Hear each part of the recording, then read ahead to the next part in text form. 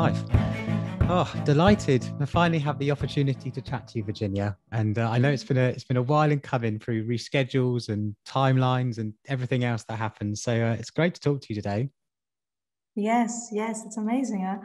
Thank you, Simon. I mean, I would like to thank you for the opportunity to touch upon such a timeless subject, I might say, as a self-development and motivations and what drives our passion in life and, all the things that we're going to discuss today, I guess. Yeah, it's going to be great. I'm really happy to be here. Yeah, thank you so much. It's going to be a great discussion. And just a quick mention to Adele Hawkes, who put us in touch. We had a podcast with Adele and we were talking through positive psychology. It's a while ago now. Actually, just before Christmas, I think we recorded it face to face, and had some really good feedback on that, and a lot of people got a lot out of it.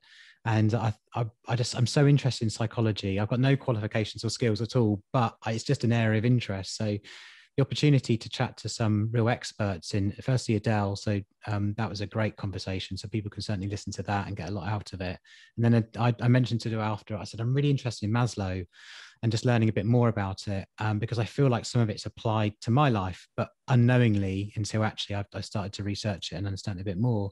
And she said, "Oh, I've got someone you can chat to about it." So she kindly put us in contact. So that was really good. So Adele, thank you so much for doing that. It's really kind. And really excited to have a conversation today with you about Maslow.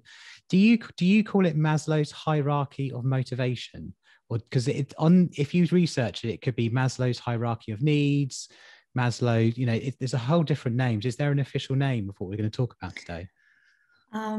First of all, I'd like to thank Adele as well for putting us, together.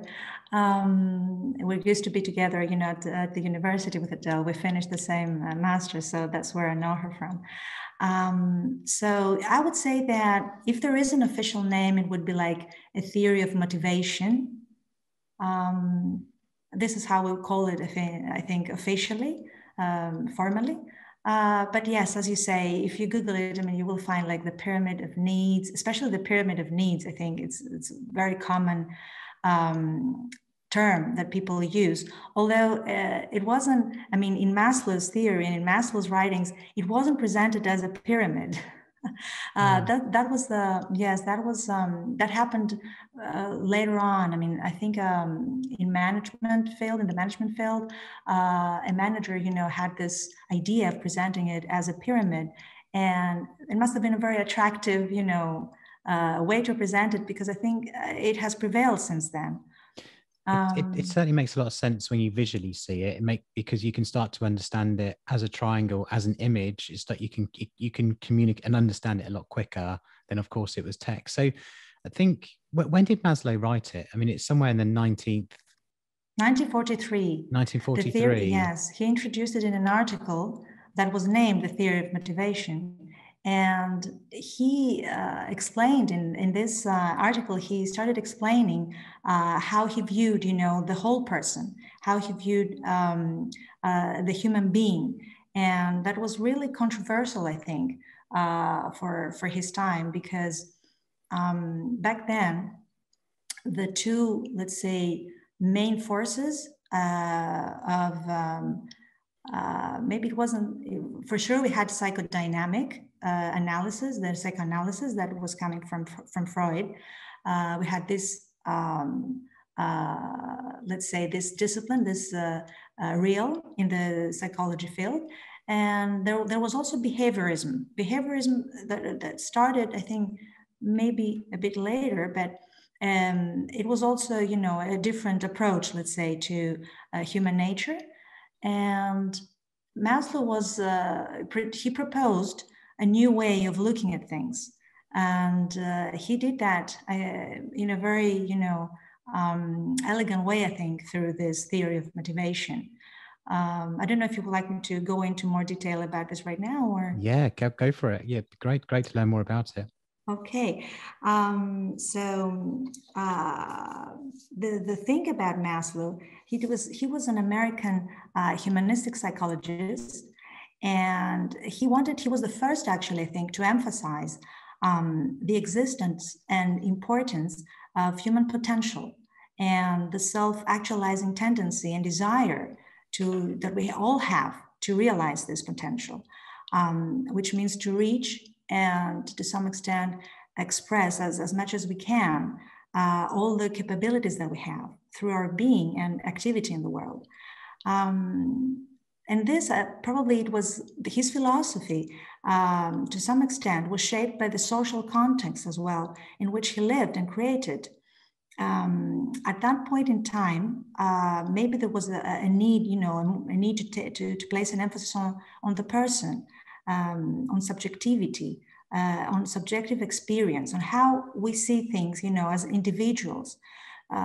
People were coming out of the war, so they, other kind of values, more collective values, more survival, let's say, purposes and other kind of motivation was cultivated because communities needed to survive, communities needed to stay together. So the us, let's say, a value prevailed, the more individual, the needs of the individual, let's say. So as a response to this, I think there was a need to reapproach the individual again and understand the motivations through a new lens. And that is, I think, what Maslow provided at that point with his theory. Perhaps for Maslow, the most basic form of anguish consisted in the fear of being suffocated, for the individual to be being suffocated by the community, to be unable to be yourself, to totally fulfill your potential, to express your talents, to express your, let's say, your passion or your ideas. Maybe people didn't even, had this in their, let's say, in their mind. They couldn't relate to themselves in this way. So I think this seems very relevant to the idea we have today, right? In our kind of individualistic, let's say, Western societies, if this label is helpful at any aspect, I think it's just to be able to see where we stand with our relational values or with our standards, in a greater context. So this is, I think, the need that Maslow he had, the intuition to realize during his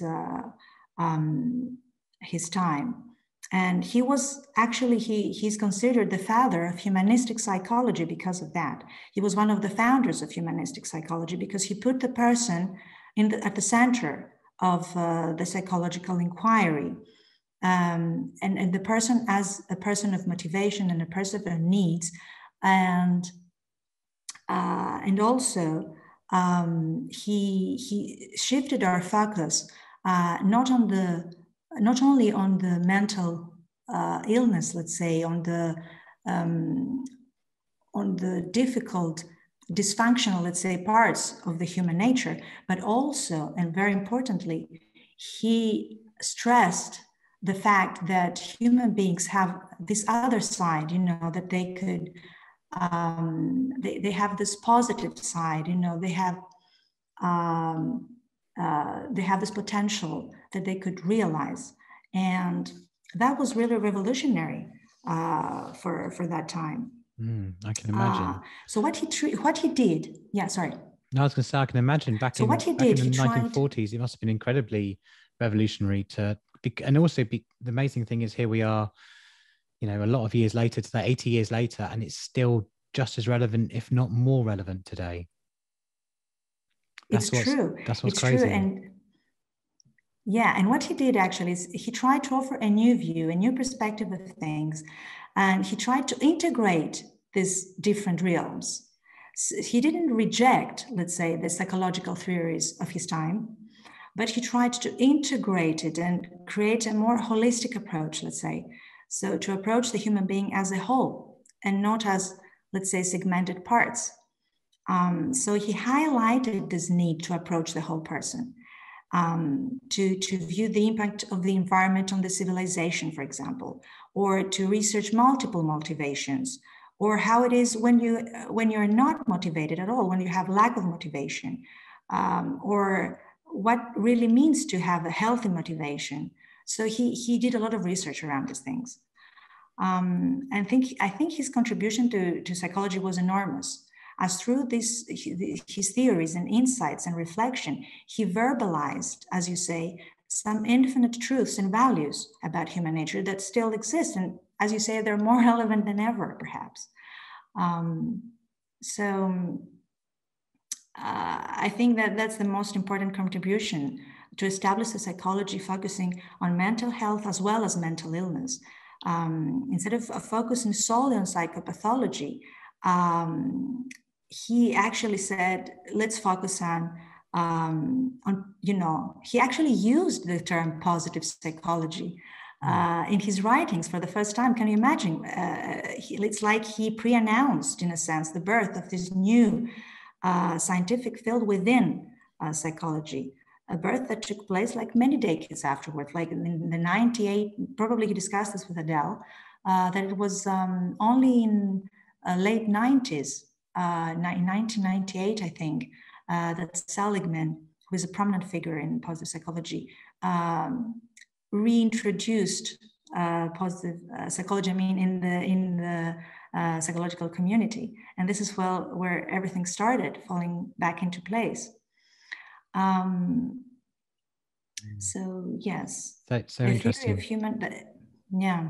It's really interesting. So the name of the article was sorry, just because I have some notes with me. So the actual name of the article is A Theory of Human Motivation, and this is exactly where he presented the hierarchy, as you call it, of human needs.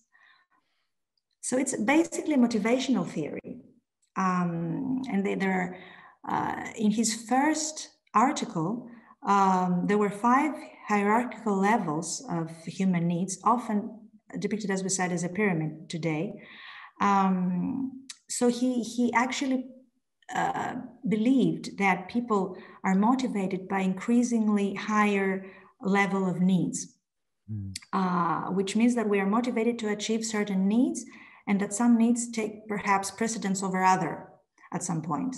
But there's always, a coexistence of those needs and a dynamic equilibrium, let's say, that is applied among them. That's the bit that I think is really interesting, because it's like you can be doing something, and we're going to go through it in a second, so we can understand kind of the different levels of it, because it is an equilibrium, as you say, because without the foundation, I call it, which is this physiological needs, if you don't have that, then it's not possible to really build or to get, or maybe it is, I don't know, but it doesn't feel like it's possible to scale up. So it's like you need to build your foundations for you to have completeness in some respect. I'm not too sure if that's right, or be able to fulfill that potential. But then it's, having a bed, having food, having shelter, having water, those sorts of things. You have to have that basic level before you can then step up to the next steps. That's why I find it so interesting. And that's also why I think when they put it into a triangle later on, why it's kind of more it's bloated at the bottom and smaller at the top, because I think most people will probably stay focused on the physiological needs more than anything else, because that's the thing that you need the most. And then, of course, maybe throughout your life, then you then progress to the top end of the triangle as you acquire more, if you will. But maybe we should talk through the kind of the bottom step and what it means. Well, yes. Just a small comment here is just that it's a very, there is a unique way for each individual on how they regulate this kind of needs, which means that there are people, as you say, that they will focus, mostly, let's say, on the needs at the base of the pyramid, let's say, at the base of the hierarchy, and others that they will try, even though when they have partially, let's say, covered these basic needs, then they will move, because of their character, because of life events, because of something that has triggered, this kind of drive within them to climb up, let's say, Mm. the levels, of the hierarchy. But yes, I understand completely what you mean. So Mm. yes, we can start discussing a bit the different stages, let's say, Yeah. or levels. Um, so at the bottom of the pyramid, there are the physiological needs, and we couldn't start it from something else, could we? As you say, it's like the most fundamental, the most basic needs for our survival, right? Such as air, water, to have warmth, for our bodies, to have a shelter, to have clothes, to have a roof over our heads, So these are to have sleep. So these are really, we all understand that if we don't satisfy to some extent these survival needs of our bodies, then it's really difficult. We will not be able to function properly in our everyday, life anyway. So There's a lot of yes, just on the physiological. What's interesting, because it's always been talked about, or seems to be talked about quite a lot. We all know if we don't eat, you're going to be hungry. So you have to eat, and that's one of the basic things. That's the physiological yes, need that you need. Of course, you'll be hungry, etc. The funny thing is, on the physiological, which is obviously a foundation of what you need, there's sleep, and the amount of people that are sleep deprived, I've just become a parent, so I'm beginning to learn about that. But you figure out how you carry on a function. But the amount of people that do talk about having issues with sleep or not being able to sleep properly or whatever, and that's one of the most fundamental points. So it's almost like, again, it's really a challenge for you to step up to the next levels. But maybe that's the interesting thing. Maybe there's a little bit of, you although not, I don't know, maybe not all of the needs can be met at all times. Maybe that's one of the equilibrium you're talking about. There's bits that aren't always working, but yeah, we all, looking at physiological, and sleep is probably one of the ones that probably might be missing from that initial thing. Yeah, I love the way you put it, and it's true. This is exactly how it works. It's like they we have we have multi motivational needs all the time. So some things we do it being in the automatic pilot. Let's say we just have this as a habit, in our everyday program, and some others, they're more in, let's say, inner, more intrinsic, let's say, more, maybe they have to do with the level of our maturity as well, the stage of our lives, our age, where we, what is our job. I mean, there's so many different things, that play a role here. But as you say, these are this first needs, they, these are, we cannot really move on to discuss a lot further if some of these basic needs are not covered, to a certain level. Yeah, I mean, that makes total sense. If you haven't got food or shelter or water or air, then you can't function as a human being. No, it's number Yes, one. I mean, yes, exactly. It's our body, but it's true that many times we don't listen to it, right? We don't listen to our body's needs.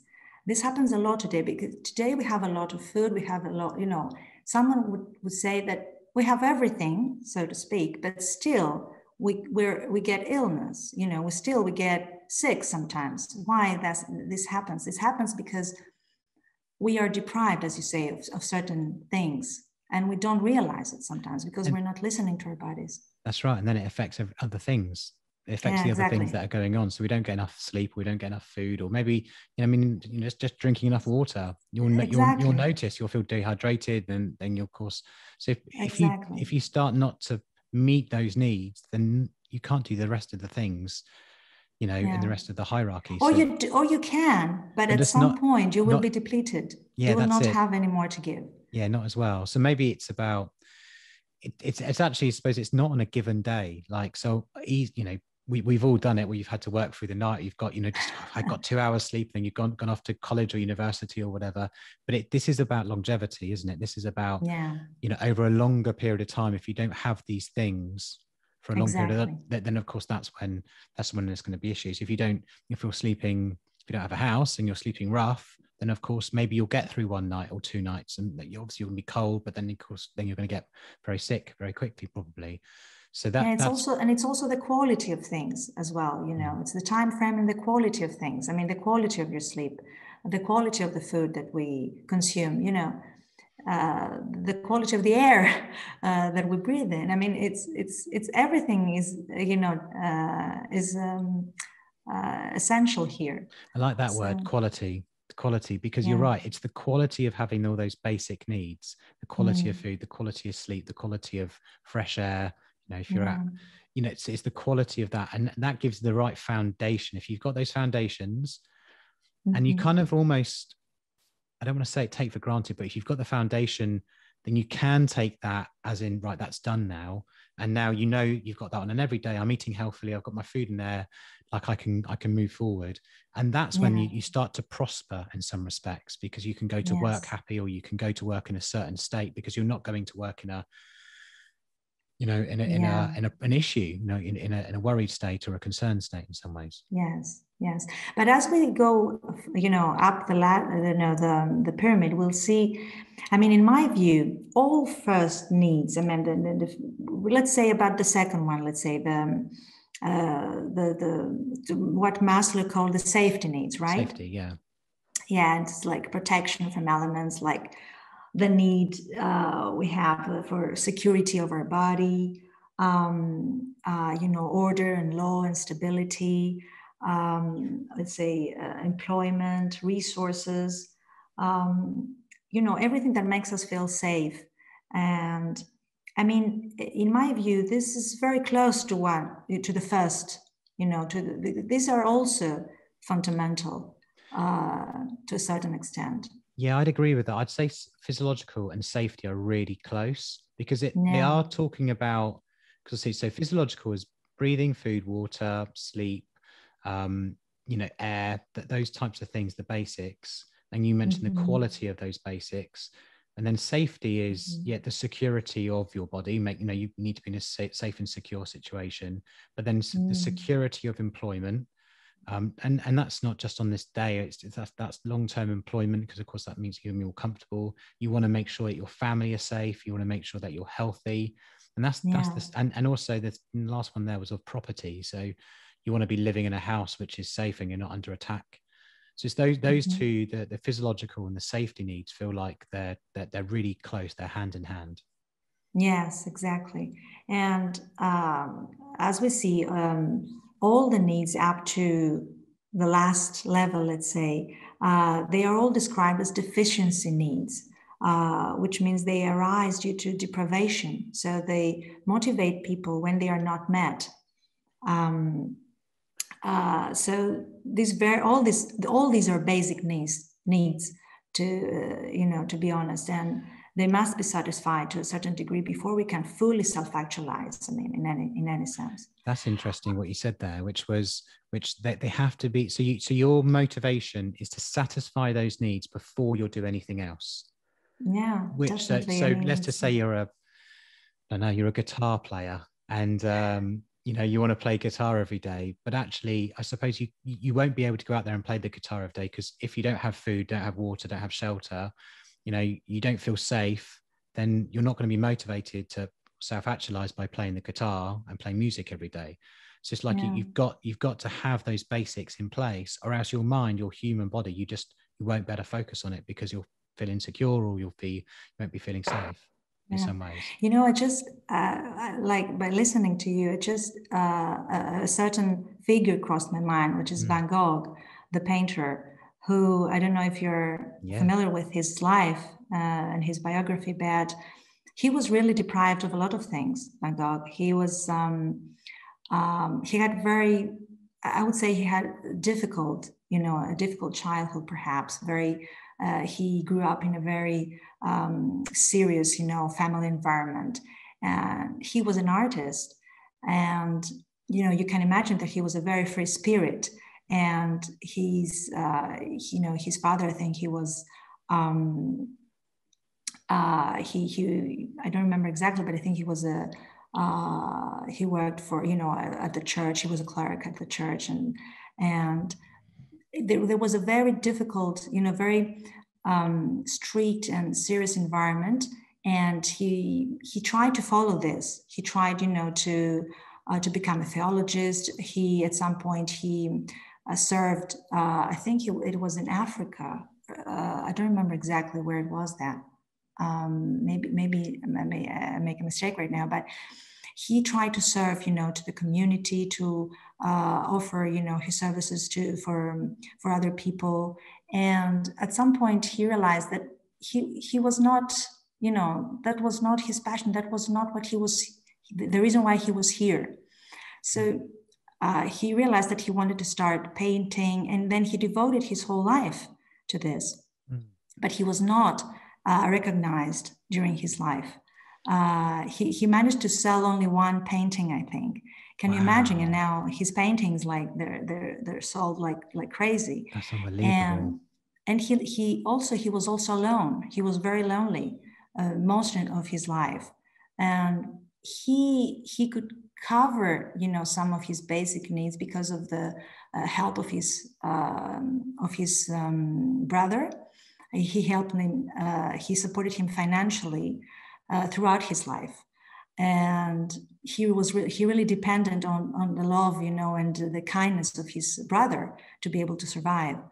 But he could do nothing else. He was completely driven by his artistic passion for drawing and painting.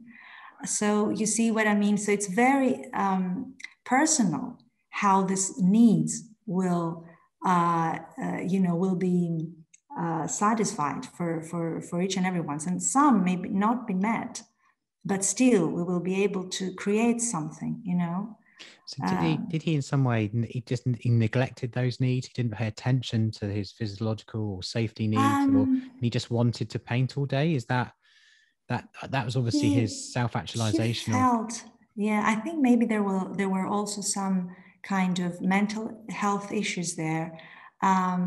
He felt completely demotivated to work, for example, as as an employee or as a public servant. He felt completely he felt that he had no meaning in his life through this path. So he, in the search for meaning and purpose, he started drawing and painting, but he could not live from this. That was the problem. He had discovered, his expression in his artistic talent and expression was completely in contrast with what was the common theme, the common let's say artistic tendency of the time. So he introduced Impressionism, so people could not understand his art. So he died alone. He died. I think he might committed suicide as well. I don't remember exactly. He had a very difficult life in the end. I want to say he did commit suicide, but I did art at college, so I'm sure that's what happened. I know obviously he certainly tried to commit. He cut his ear at some point. Yeah, he had mental issues as well, for sure, but he was also very lonely. He was very lonely because nobody understood his art. He had not many close friends except few other painters, and he had no intimate relationships. He was in love with a woman at some point, but he was rejected. So you can imagine a lot of needs were not covered, and he tried to cover everything through his art, in a sense, which is like it is amazing. It's like the what makes us human. What makes us human is this unique strength that we have to make something out of nothing sometimes. So yes, it's just crossed my mind because we talk a lot about whether some needs are more important than others. All needs, all these first needs, all these basic needs are important, but we find ways. That's the miracle, we find ways through life to express who we are in the end. So Nietzsche used to say, become who you are. which means it's already there within us. It's the potential lies within us. It's just we need to find a way to open the doors, to open the windows, to let the light in, and also for us to be able to express who we are. So, but this takes a lot into consideration. It's like the context, the society, stereotypes, a lot of things that influence the way we live our lives. Let me just, before we go back to the triangle, let me ask you about that piece, because I think that was really interesting, which will really relate to a lot of people. That the point is just about trying to be who you are and letting that person, become, that let that be your life in some respects. I find, and lots of people that I've spoken to who are trying to do something or try to become who they are, whatever field that's in. But then what happens almost is their physiological and safety needs get in the way, because that's what they focus on. That's why they get to the 9-to-5 job. They get a house, they get a mortgage, they get family, but they don't get to become who they are or who they want to be. Although that's maybe within them somewhere, because their time gets taken or their focus changes. Do you see that a lot I know the positive psychology and the people that you're working with? Do you see that as an issue or a challenge people are facing with?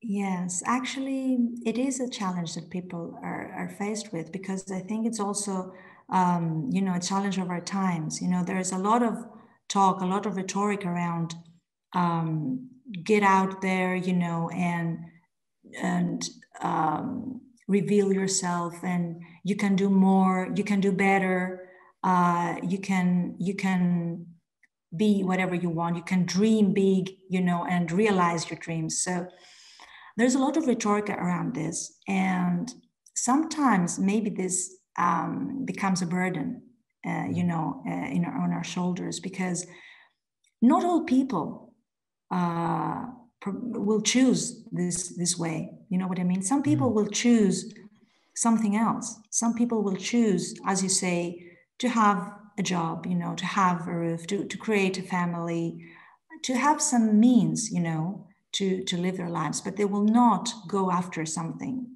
else, in a sense. And this is okay. Now, this is another thing that we should say, we should say to each other that it is okay if you want this, if you don't want something more, better or bigger or different. So this is also a way to individualize, in a sense, in a society that keeps asking for more. You know what I mean? Yeah. So it's like really come into terms with yourself as well. I really believe in this. I really believe in the journeys, the inner journeys that we take as human beings. It's one of the hardest things to do, though, is accept who you are, isn't it, in some ways? Because sometimes you feel like you might get halfway through your life and think, is this all I am? Was there anything else for me, or was that always just a dream I had as a child because I was a child? And and that's also, I think, maybe, I know there's a lot of mental health issues as people get older, because maybe you don't become who you want to be, or you've got to, I wouldn't say settle for who you are, but you just become who you are. And that's really difficult for a lot of people to go, well, hang on, I thought I had all this unfulfilled potential. Where did that go? Or this can really be a challenge for people over their lives. As I said, I think for Maslow, this must have been in his mind the most basic form of anguish, not to be able to fulfill this potential. And it does come through our minds at some point, doesn't it? When we pay the bill at some point in our lives, when we start thinking about the past and what has happened and what we have accomplished. So, but it's also, the relationship we have established with ourselves and we have cultivated with ourselves. And it's important to have this in mind as well. It's not only about what we do, but it's also how we relate with ourselves and the others. And this is I remember one of probably the longest research on happiness that was conducted by Harvard. the people that for following the life of people in all stages of life of people, what they wished for when they were aged, and they were very close to their deaths, let's say. They wished for better relationships, and this was the most important part in their lives. Wow. So yes, so no one ever looks back and wishes they spent more time in the office.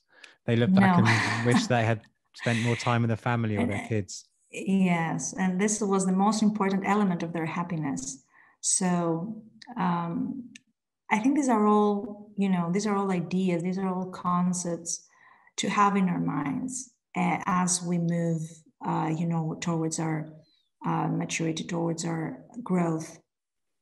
To have these things in our minds and kind of ask ourselves questions, not to be afraid to ask these questions to ourselves. Because I think this is really, a very interesting way of being, to ask yourself things, and never stay with one answer, keep asking. So, you change who you are completely throughout your life, from your 20s to 30s to 40s, and your perspective totally changes. Yeah, absolutely. I think it's every 7 years or so, isn't there an overall shift in who you are? So. I've just turned 40. I'm definitely different, and my mindset's totally different to what I was when I was 30 and what I was till I was 20. So you're right in the got to keep on asking yourself questions, and your priorities and prospects completely change throughout all those times. Which when we're talking about that, I think that kind of, to your point a few moments ago, that brings us nicely onto love and belonging, which sits right in the middle. That's true. Because as you get a bit older, as I've mentioned earlier, and people listening to the podcast know that I got married a couple of years ago now, and I've got a 5-month-old, and this love and belonging was one of my bits that was really missing from my life a lot of years ago. So I used to work abroad when I was in my 20s, and I felt like I was presenting on cruise ships. I was traveling the world. I was earning really good money. And, I don't know how many countries I went to. That was a lot. I know I went to Jamaica 52 times in 1 year once. Oh, wow, amazing. one time every week, because that's where the cruise ship was going. But it was just, we were traveling the Caribbean. It was amazing what we were doing. And I felt like I was in my early 20s. I felt like self-actualization. I felt esteem. I was presenting on cruise ships. I felt great about everything. But after a number of years of doing it, I remember having a phone call with my mum and saying, I'm missing roots. Like, I don't have, like, who am I? Where am I from? Like, I'm missing stuff here. Like, I feel like I'm doing I'm enjoying this life, this kind of a party life and the young person life. But I thought, I need roots. I need to, and in the end, I just decided to leave that really great job. Because I just thought, I need roots. I need people around me who I love, and I want to have a family, and I want to have property, and I want all those sorts of things. And here I am, 15, 16 years later, and I'm like, now I understand it. But I didn't know Maslow back then. But I knew I made a major decision back then, which was to leave a job and a life that I loved, because I needed to come home to get roots. And that was because physiological needs were being met. We were fed and we had water and lots of alcohol, and safety was fine, right? Because we had, we're on a cruise ship and traveling the world, and that was all there. But then there's safety of employment. Well, long term, I didn't want to do that. And then love and belonging. Well, I didn't belong anywhere because we were just traveling. So although I was enjoying life, I felt it was very hollow. And that's where I kind of changed my life back, all those years back then, and got into business and other things that I'm doing now. But I remember that was a real distinct moment in my life. So I think it brings us on nicely to talk through love and belonging. Wow, it must have been a very insightful moment for you. I mean, to realize that you have accomplished so many things, but still feeling empty, so to speak, in some aspects in your life. It was like a real high-low. Like, there will be amazing highs, and that's when we're doing these shows, or there's a new cruise, or we're about to go to these new countries that I've never been to before, and we were going to the Caribbean, America, and we're in Europe and everything. And it was like, wow, we're going to go. I remember phoning when I was 18 when I went over, and I didn't really know what I was getting into. And I remember phoning home to my mum, and I was like, I'm in Miami. I was like, I can't believe it. I'm 18, I'm in Miami. And 3 days later, I'm phoning her up from Mexico. Then a couple of days later, I was phoning her up from Wow. Jamaica. And I was like, I can't believe what's happening. I can't believe this world. But after a period of time, you do kind of get very used to that. And then eventually that doesn't fulfill you long terms. And that's where you kind of feel a bit hollow. Like, okay, we are going to go to a new country, but what does it mean now? Like, I've done it for so many years. And that's where you kind of realize that, this isn't forever. And it's because there are things that are missing. And that's what I think I ended up with, a point around I'm missing roots or whatever, that I didn't really know what that meant at the time.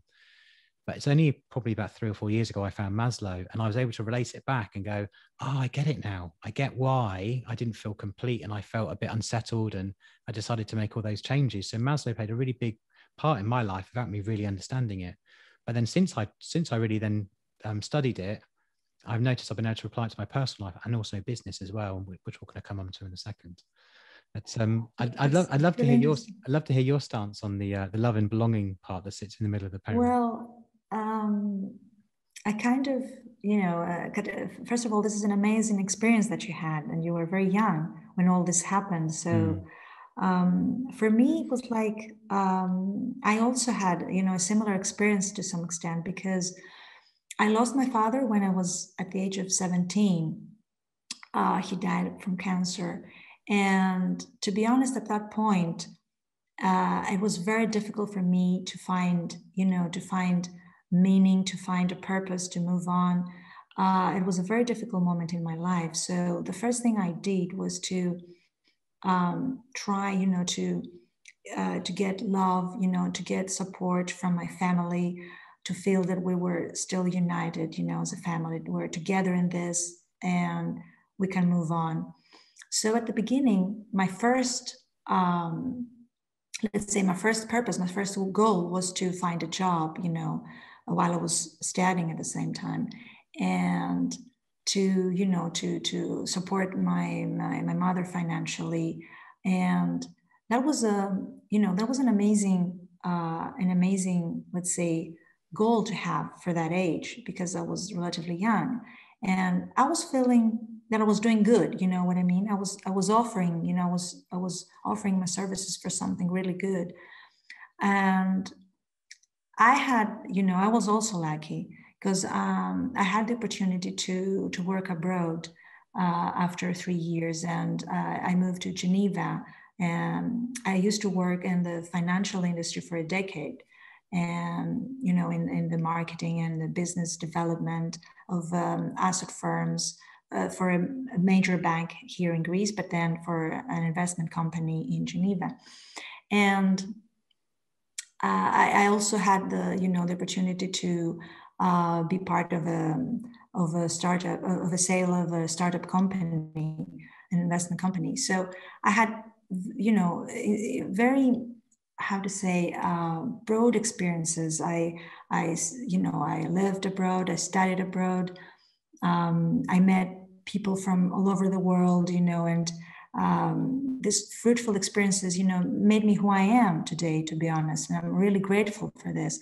But at some point, I reached a point where I felt this void inside, like I was climbing the wrong ladder, like I was climbing someone else's dream, like I was chasing someone else's dream, because I lost my father at this young age.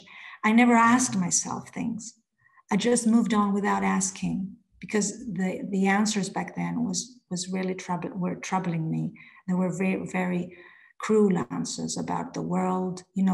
All your assumptions about a good world, about health, about prosperity are shattered when something like this happens at this age. So I wasn't asking questions at all. I was just moving on. But then, boom, they came, one day I just woke up and I felt that I didn't know who I was anymore, because I didn't spend time to get to know myself at all.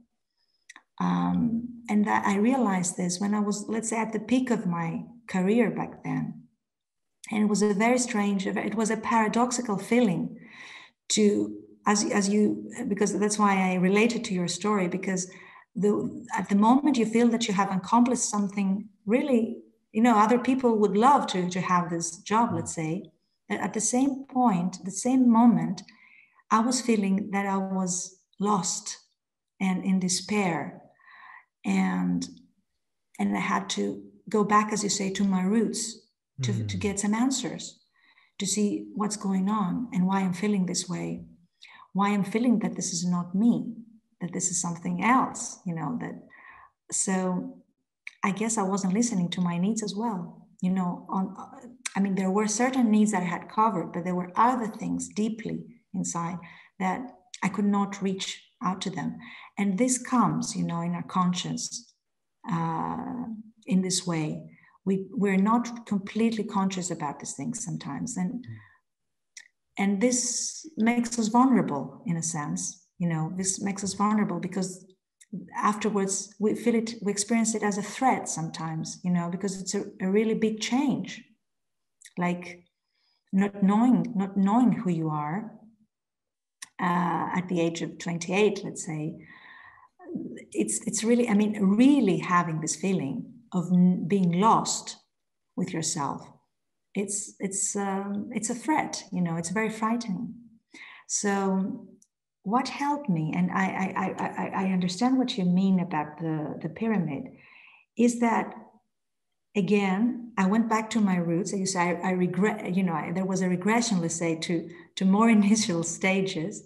But then what actually helped me was that, again, I tried to find meaning through transcending, let's say, the self-esteem needs, because I quitted my job. So I said, I'm going to quit. My self-esteem was, let's say, my self-esteem needs, but we were not there yet. We were at the love and belonging needs. So this was also an issue because I was really, because of my loss, it was difficult for me, to come very close to a person, to create intimate relationships because of the feeling of the fear of loss.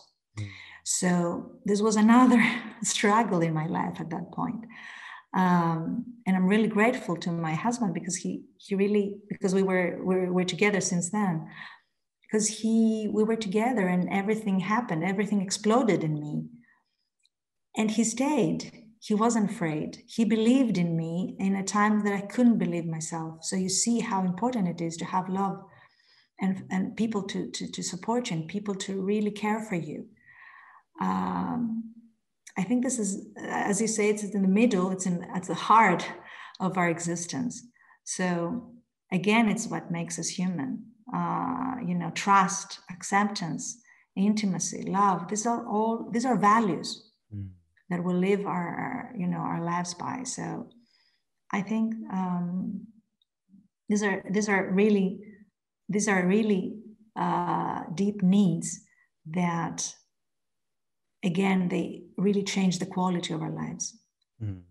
What is a life? We can have everything, but if we don't have love, then I think it's really, an empty experience. It comes back to meaning, purpose. Love and belonging. Yeah. To people, or to your family, to your friends, to your spouse. They are all linked in a sense, right? All the needs are linked in a sense. We see that there is a fine thread, among them. Yeah. Well, before we move on, I just want to say I'm really sorry about your father. Or those years ago, it happened when you were 17. So I'm sorry that you lost him. Obviously, that was a big part of your life. I can tell.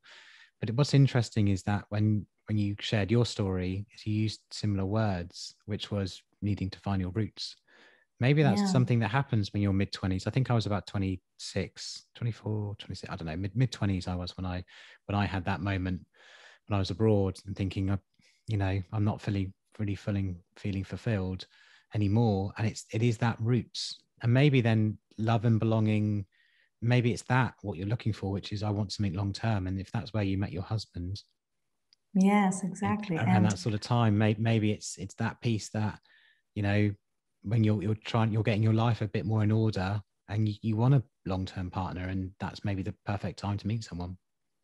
Yeah, but there was a lot of struggle to really have love and belonging, because there was also a lot of fear around this, but what happens if you lose this? It happens if you lose it. Mm. If you invest because we invest a lot in this kind of relationships. And then there's also the fear of being rejected later on, or no matter, who knows what could happen.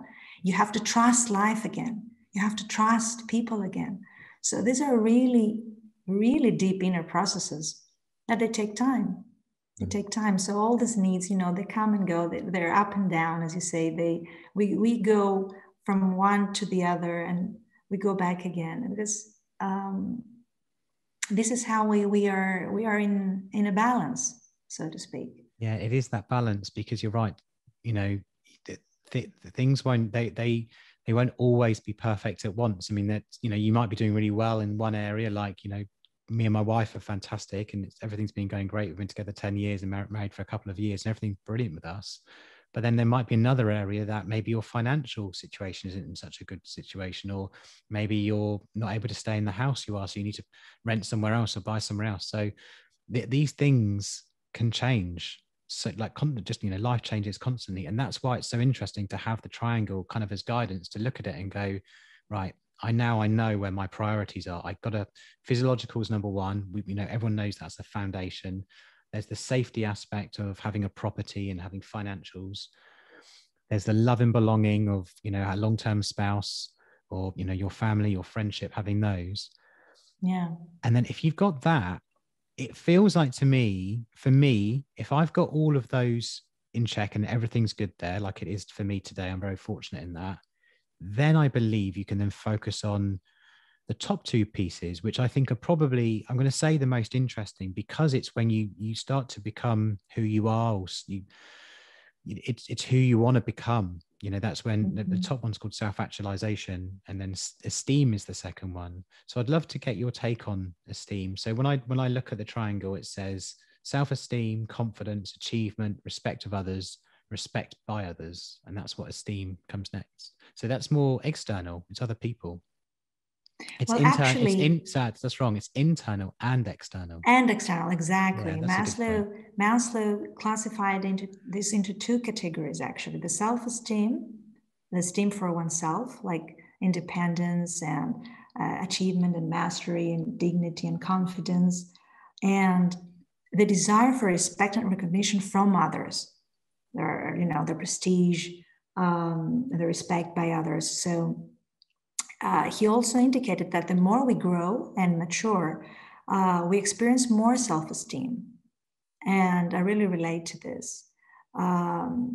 Even though, again, we have some back and forth, we appreciate more our own worth, and value more intrinsically, one could say. Whereas as children or adolescents or young adults, we might be struggling to get respect and recognition from others again and again. And we don't turn inside, to get it from ourselves so much. But I think as we grow older, and we change the way we relate to ourselves, and the way we view things in our lives, I think we gain more. I hope we gain more experience of self-esteem. So as you said, it's a more interesting level of needs, right? You mean, how do you mean that? Because I wanted to ask you. Yeah, it's probably a good. I'm trying to work out what I think I mean by it, because it's like the bottom three, the physiological and safety, are kind of like the foundations of who you are, the most basic needs we need as humans. Love and belonging is probably where we all enjoy being. And because it's the part that makes you feel great with your partnership, your etc., your family. But then I feel like a lot of people will achieve the bottom three levels, because that's kind of how our society works. Western society works in some respects. We we have food and water, we have a house, we get married. That's kind of our culture. And then I feel like a lot of people will become quite comfortable to settle at that stage. But I suppose then esteem, that I suppose that's internal and external. Once you've achieved the bottom three, then I suppose that's your actualization of, okay, I do feel confidence in my life, and I do feel like I've got respect of other people. I do feel that I have respect for myself in this world that I've got. So I suppose, I don't know, maybe it's not the right term to say they're interesting, but it starts to kind of get maybe you're feeling that they have to do more with the growth, the developmental aspect of ourselves, because there is also a developmental aspect next to the motivational dimension of the needs, right? That's what I like. Yeah, that's a better description. It's the growth aspect of that piece there, I think. Yeah, we are always I'm trying to remember his name now. There was another humanistic psychologist, very well-known psychologist, Carl Rogers. Now I remember him. He used to say that we're always in a process of becoming, in a sense. So this really matches the pyramid again, because again we have this kind of process of growing. The process of becoming that will never really reach. We will never reach the end, right? I mean, but it's a beautiful process, and I think this level, the self-esteem level, prepares us for the self-actualization needs, in a sense, because, as I say, we have started asking deeper questions, perhaps, to get some clearer answers, to get more unique answers for ourselves. So at the top of the pyramid, let's say, we find the needs for self-actualization, as you say, which is the need to realize our personal potential, not something coming from outside. We need to experience our personal growth. What does this mean to us, right? What does it mean to us to be self-fulfilled? How do we view self-fulfillment? This is a very personal path, and every individual will self-actualize in a different way, in a unique way, because it's about our talents, it's about our skills, it's about our capabilities, and these are unique in every one of us.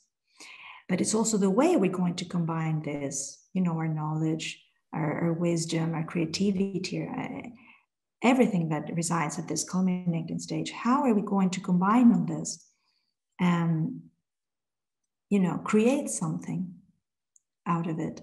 So I say it's towards individuation. It's more, how we become. This is exactly where we start feeling that we're getting closer to become who we are, as we said. And who we are is, all these potentialities that we can express. So I wanted to say at this point that Maslow's notion of self-actualization was to some extent interpreted as individualistic and selfish. And this misconception happens today sometimes as well. And there was another well-known psychologist, Viktor Frankl,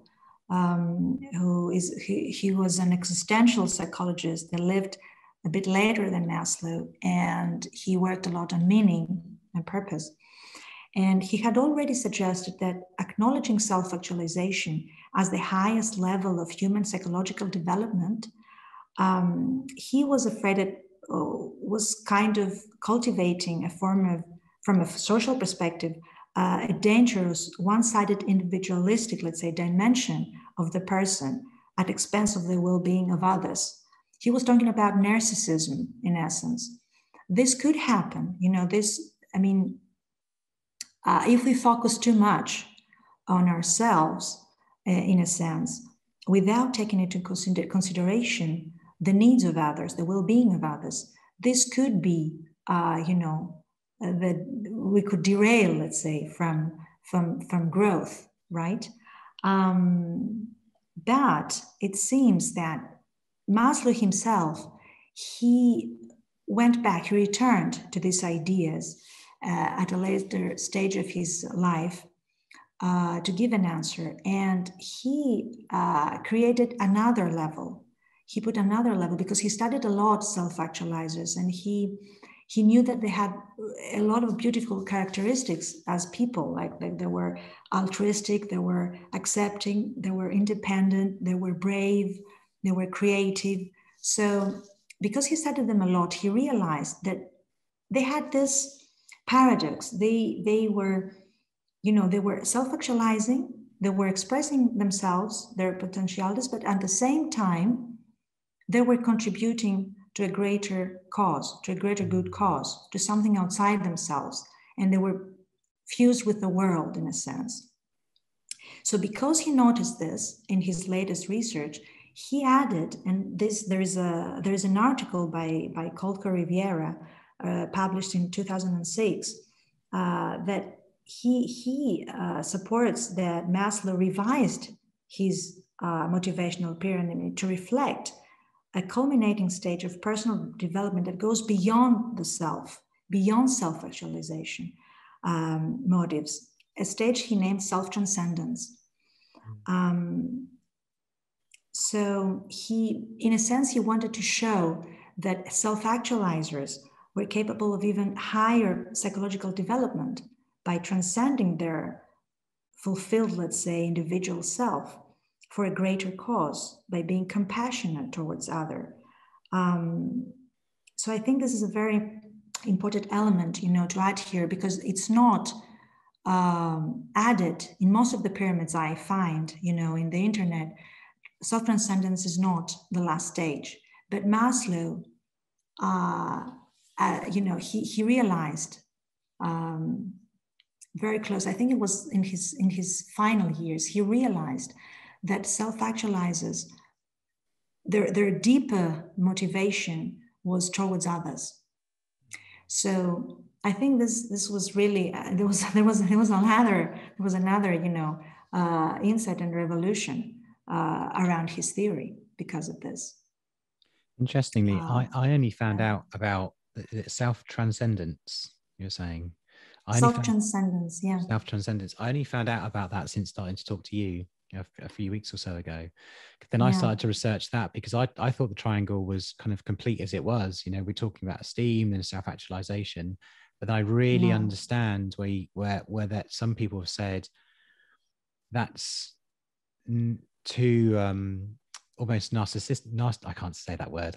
Narcissistic in some respect. If it focuses too much on self, because then because there has to be there's a higher level, which is you're self actualized, but then the next level is transcendence, because then it's about doing things for the greater good or for others. Yes. Or taking everything what you have and what you've achieved, or however you've developed, and the growth, as you say, but then focusing that to then support other people achieve their growth or achieve their physiological safety, love and belonging needs. So it's transcendence. And now that I'm thinking about, for example, Van Gogh, as we mentioned earlier, I think he, as I was reading a book about him, I think he really saw a purpose in what he was doing. He was really trying to make people see through his eyes, his own view of colors, of images, of shapes. So he was just trying to open our eyes, in a sense. He was expressing himself, but he was trying to invite us in this journey of his own, which I think it's amazing. When we go beyond, our, let's say, our own world, to try to invite other people to join us in our, in this kind of insights. Because it's difficult for the relationships sometimes as well. You feel that you have a relationship and you have an intimate relationship with someone, but at some point you realize that, oops, we don't know each other that well, because maybe we never tried, to view the world through the other person's eyes. And this is what I try to do with my kids a lot, because we forget how it is to be a child sometimes. And I think it's one of the greatest opportunity as a parent for me is to try to see the world through their eyes, because everything for them is new to some extent, and everything is interesting sometimes. So self-transcendence it's not, you will not find it in most pyramids, in the internet. But the reality is that Maslow did revise, the hierarchy at his late, the late years. But the truth is that we cannot look for transcendence without having integrated, to some extent, our own needs first. So maybe one of the reasons I'm here is because self-transcendence was the topic, of my thesis at the university, from the perspective of the mothers, new mothers, and how they self-transcend, to when they care in caregiving for the babies. And the result there was that of the research, and this is what I read in other books as well, is that you need to have a balance between your own needs and the needs of the other in order to be able to self-transcend. It doesn't mean that you will sacrifice completely yourself. It means that you will know, how to play with dynamics. And sometimes, especially when you have a very young child, their needs, come first. But then as the child grows, then you have to try to play with the dynamics so they will grow up and be compassionate human beings. They understand the needs of others as well, and they're not so ego-centered. So I think this is also that this was one of Maslow's basic tenets of philosophy as well, that we need to experience the full richness of our existence first, not only suffering, not only joy, not only illness, not only health, not everything. He tried to combine everything. And in this unity, he also viewed, intersubjectivity and the transcendence of the self, in a sense. So interesting. So interesting how it's developed over all of these years, and how it's still relevant. Yes, it keeps developing. It's true.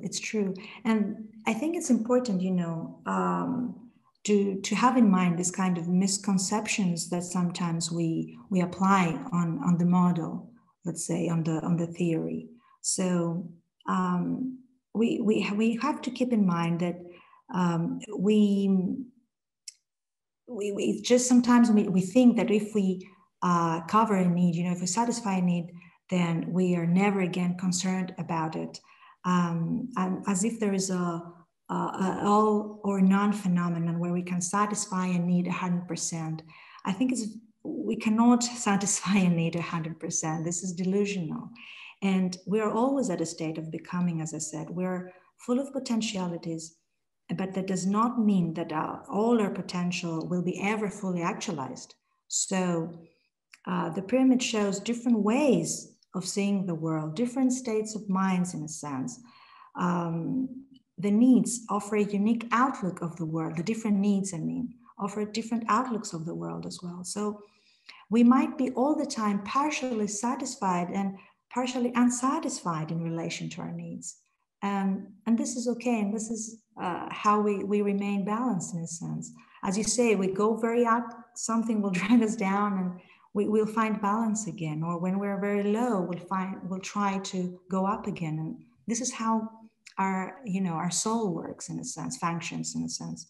So I feel like at any point, I still say I feel like I look at this as like the building blocks of life. When you can step up, you can build it, and it is kind of a growth, like you mentioned, growth. It's about the building blocks. It's about satisfying each level, yes, but knowing that at one stage something could change, and you might need to go back and rebuild another part of your life. It could be finance, exactly. or it could be a relationship.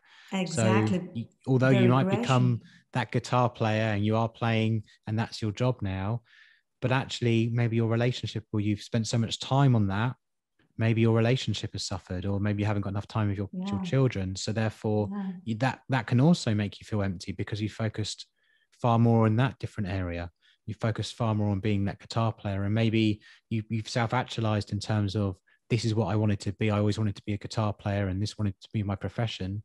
But along the way, you've neglected your wife and your children, and you haven't paid your rent. Then you've got to go back and rebuild those pieces again. Yeah, so exactly, it's exactly as you say in your example. So at any point of time, we return to a particular state of mind depending on the deprivation of the need. So the regression to lower needs is always a possibility, to go back, as you say, when we see that we lack some, lack a certain need, then we'll go back most of the time to nourish it, to take care of it. So as you say, it's the building blocks, we try to to keep to keep the structure, let's say, in shape, right? So yeah. Also, it's good to remember that the needs are not isolated from one another. As we discussed here, you see that there is a strong connection, right? It's an integrated hierarchy.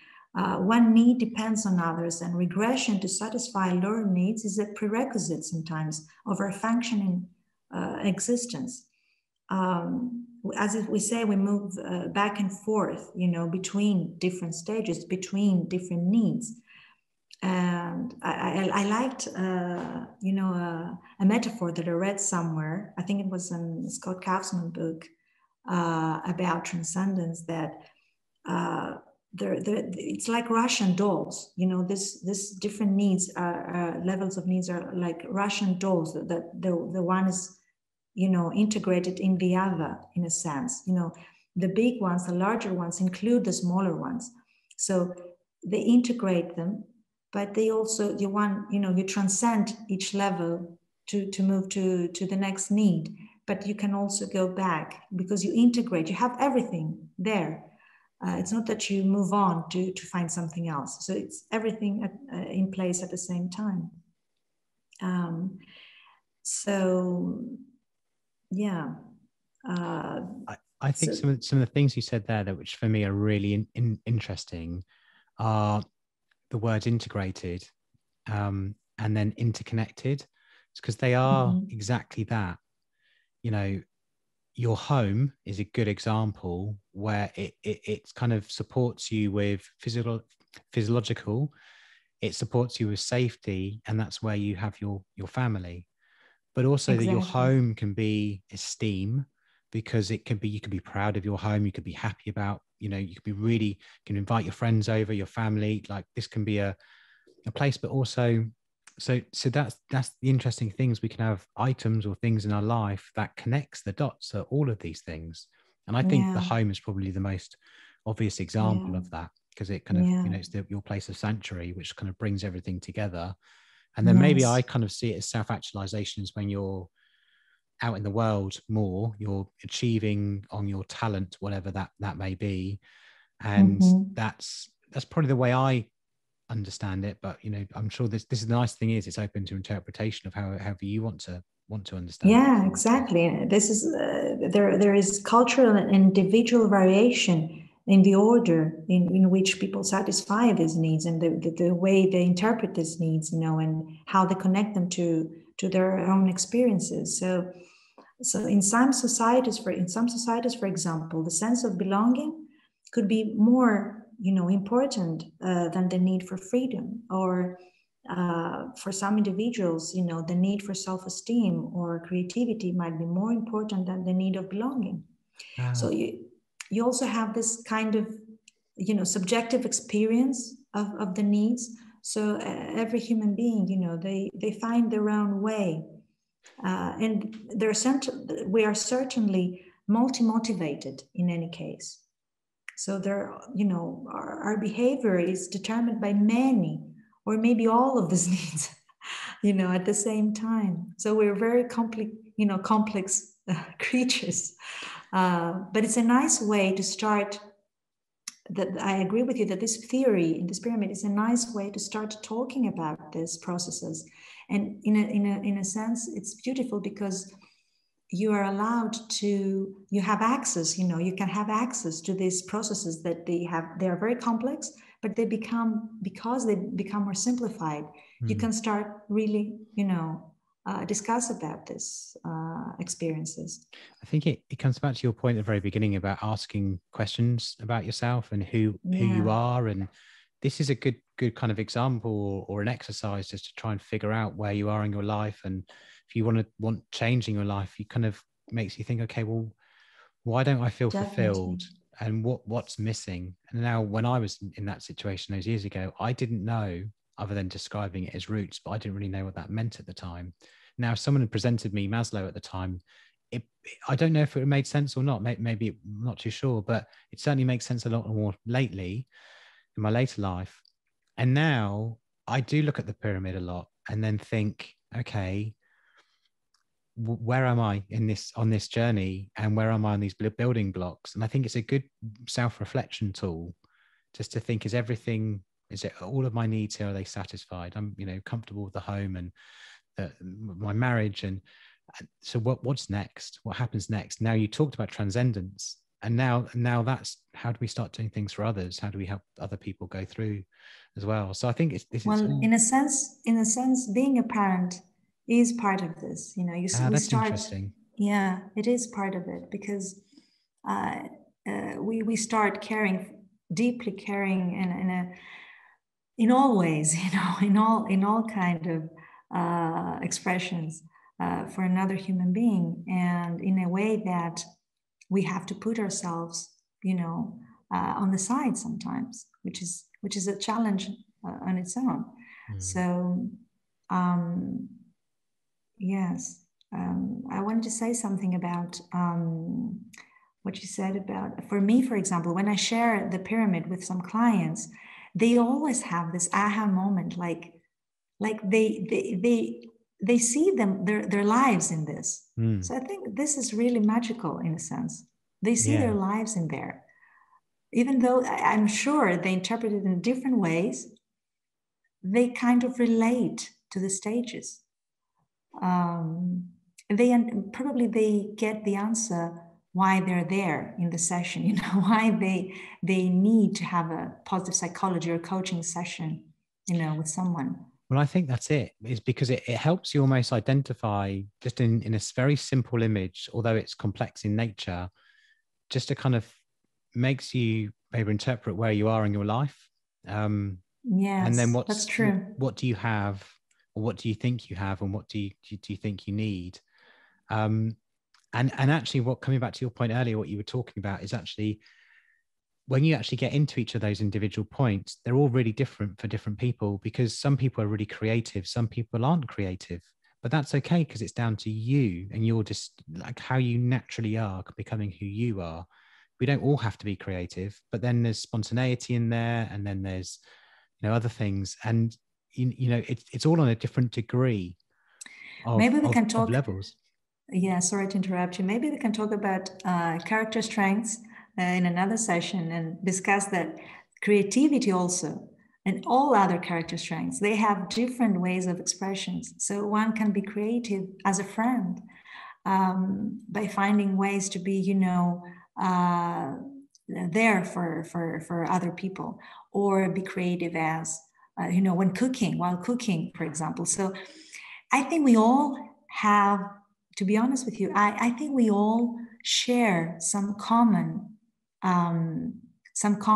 strengths in a sense, but we express it in completely unique ways, in a completely different and unique ways.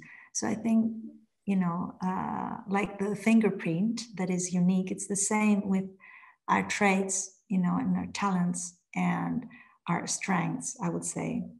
So we all kind of, it's there, it's the potential, as we say, but it takes time to nourish some and express some others will stay behind. So, but I think we all share some common, there's a common ground, around strengths, around needs,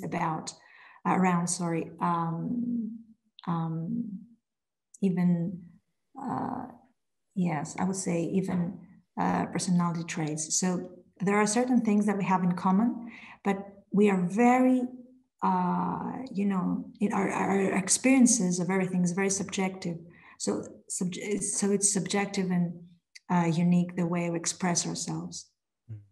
Yeah, it's so interesting. It's been so interesting talking to you, and learning all about this subject, and getting kind of an expert's view on how it breaks down, what it all means. It's been really interesting. To be completely honest with you, I really enjoy the conversation, because I think the pyramid is a very good basis, for this kind of conversation, because I have seen it happening in sessions as well. But I also appreciate a lot the examples that you bring into our discussion, because these are really brilliant examples of showcasing the needs.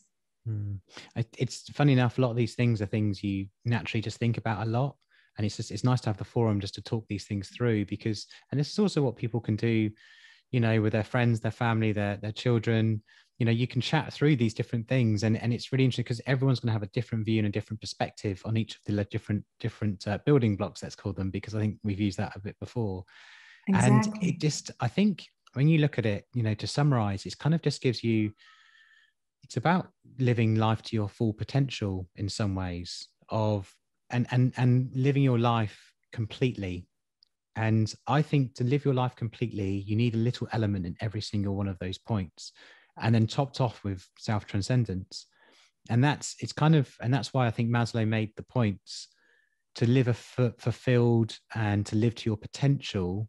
This is kind of, methodology isn't right, but this is a guide on the things you need to, the areas you need to focus your life, or the areas of needs that you need to satisfy for you to feel like you've lived a good life. So I think this is kind of it's like a guidebook almost in some respects to help you become all you can be, or be who you want to become.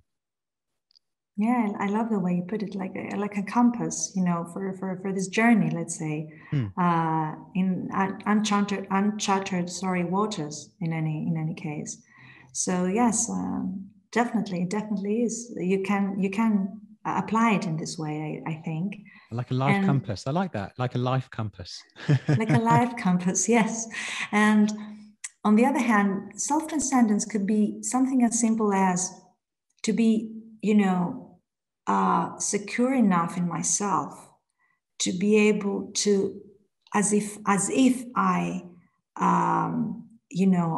look through the eyes of the other person. As you say, if you ask someone these same questions, they will come up with completely different answers and interpretations of things and experiences. And this variety, of different experiences and expressions, to be able to include this, to be inclusive of all these different aspects and different voices. I think this is a simple way of transcending yourself sometimes, to accept a differentiation in people. So I don't know if you want to move on and discuss a bit about application at work. I'm not sure if we have the time. It's up to you. If you have the time, we should chat. If you have, or we can save it for a separate session. But if you've got the time, we can do it in a separate session, because it's a beautiful subject, and we can discuss a lot about applications at work, I think. Well, that's a perfect way to encourage people to know that the next session we're going to talk about how you apply Maslow in a business scenario. And I think we can almost start talking about that briefly now, what that topic could be, because when you start to take Maslow in a business scenario, you can look at it from two perspectives. You can look at it from an employee's perspective. I'm going to work, and these are the things that are going to motivate me, which is obviously physiological and safety, which is I need money and I need these other things, the safety of the building or wherever it is you're going to work, or the way you're going to work. And then of course it's going to come to self-actualization. Am I being the best I can be at this job? Are they giving me the best platform to perform? And then the other view will be from the corporation's perspective, and how they set out their corporate agendas and their objectives for the business, and their social responsibility and corporate responsibility that they have within that business. So it's interesting, because then you can apply, that's the thing I love about Maslow, you can apply it in so many different scenarios, but it's still relevant when you apply it in that situation. So maybe as a follow-up, we can start taking it, we can start talking about it. Definitely. And I really appreciate the way you described, the different angles, of approaching this, at the corporate setting, As I think it's a good approach, to have the individual, how it applies for the individual, and how it applies in a corporation, for the company. So yes, definitely. So that's coming. That's coming in version 2, in the episode 2 of Maslow. And this is, if I may say, this is actually one of the most important components of positive psychology for institutions, that we bring, at the center, forefront, and center, the needs of the employee, the needs of the individual. So this is a very nice discussion to have. Yes, the next time. I'm looking forward to it already. Yeah. Thank you so much for your time today. It's been an absolute pleasure in talking this through. Simon, it's been really excellent, and I look forward to episode 2. We're going to go into from a business and employee perspective. Yes, definitely. Thank you so much. Thank you. You take care. Thank you. You too. Bye.